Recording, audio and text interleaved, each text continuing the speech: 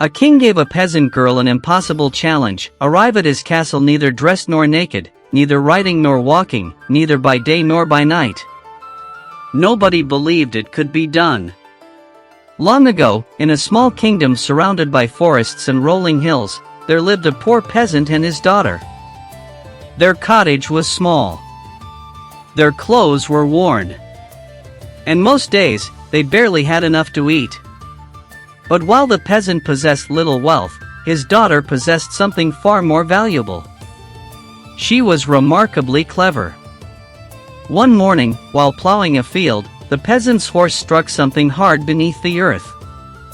Curious, he dug it up. To his astonishment, he uncovered a beautiful golden mortar. The old man could hardly believe his luck. Excited, he rushed home and showed it to his daughter. The girl studied the treasure and frowned.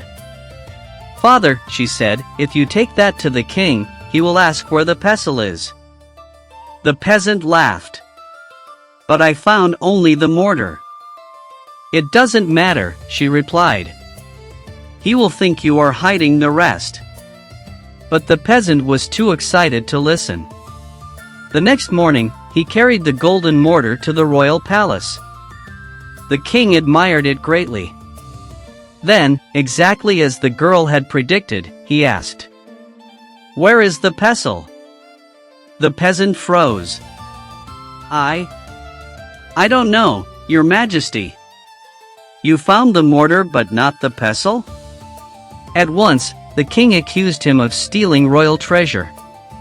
The poor peasant was thrown into prison. Soon, however, the king heard rumors about the peasant's daughter. People said she had predicted the entire affair. Curious, the king ordered her brought before him. The girl arrived calmly. The king questioned her. She explained exactly why she had warned her father. But he wasn't convinced. Perhaps she had simply been lucky. So he decided to test her. He handed her a bundle of flax. "Spin this into gold by tomorrow." The court burst into laughter. Everyone knew the task was impossible. The girl looked at the flax. Then she picked up a small stick lying nearby and handed it to the king. "Very well, Your Majesty. But first, please carve me a spinning wheel from this piece of wood." The king stared at the stick. Then he laughed. But he had one final test. "If you are truly as clever as they say," he declared, "come to my castle tomorrow. But do not come dressed. And do not come naked. Do not ride. And do not walk. Do not arrive by day. And do not arrive by night." The entire court erupted in laughter. This challenge was impossible. Or so they thought. The next morning, just before sunrise, the palace guards heard shouting outside the gates.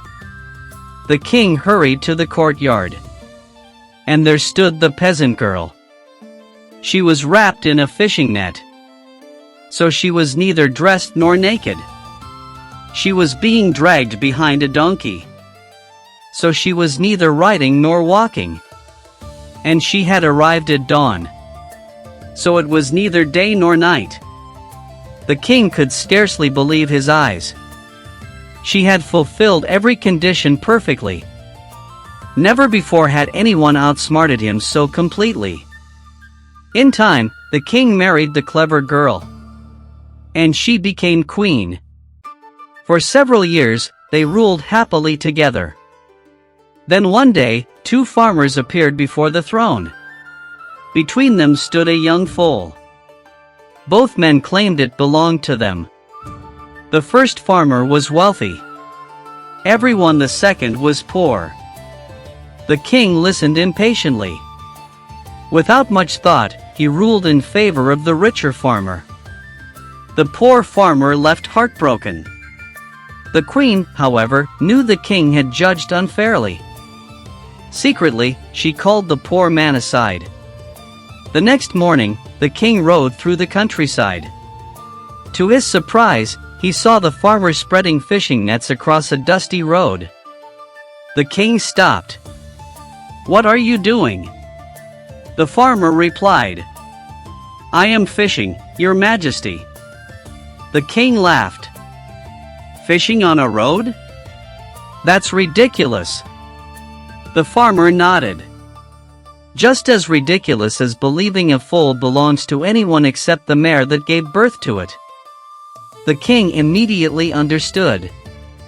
Someone had advised the man.